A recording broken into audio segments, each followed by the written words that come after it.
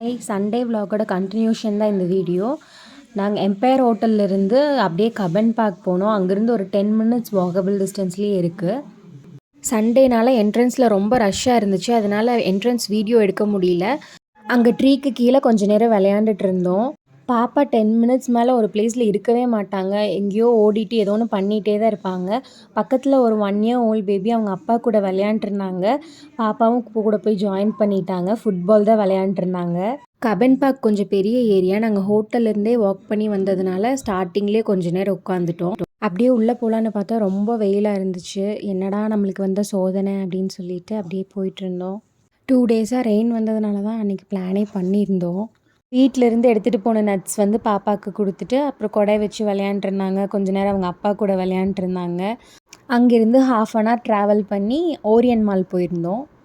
அங்கே லேண்ட்மார்க்குள்ளே போனதும் ஃபர்ஸ்ட் நிறைய டாய்ஸ் வச்சுருந்தாங்க. மகிழியா ரொம்ப எக்ஸைட் ஆகிட்டாங்க.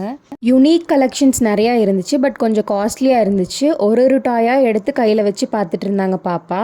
எனக்கு இந்த டாய் ரொம்ப பிடிச்சிருந்துச்சு, அதான் எடுத்து வச்சு பார்த்துட்டு இருந்தேன். வெளியே எங்கே போனாலும் பாப்பா பின்னாடி ஓடுறக்கே கரெக்டாக இருக்கும்.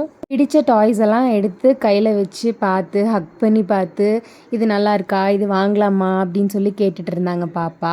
ஒன்று ஒன்றா எடுத்து கீழே வச்சுட்டு இருந்தாங்க. அவங்க அப்பா அதை கரெக்டாக அரேஞ்ச் பண்ணிகிட்டு இருந்தார். இதே தான் ஒர்க்காக இருந்துச்சு அவங்க அப்பாவுக்கு.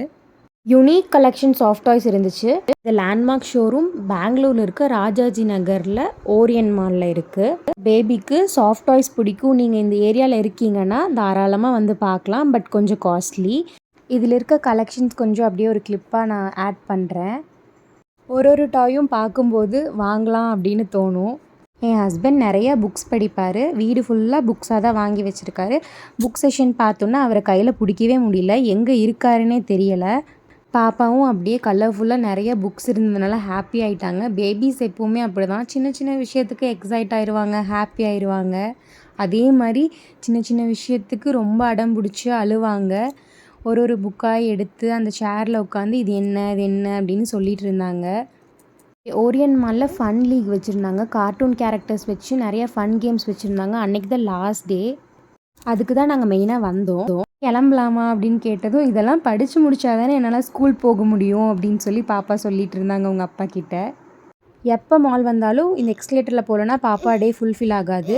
கார்ட்டூன் ஃபன் லீக் தான் போயிட்டுருக்கோம். அங்கே நிறையா கேம்ஸ் இருந்துச்சு. என்ன கேம்லாம் விளையாண்டோம், என்ன பண்ணோன்னு நெக்ஸ்ட் vlogல பார்க்கலாம்.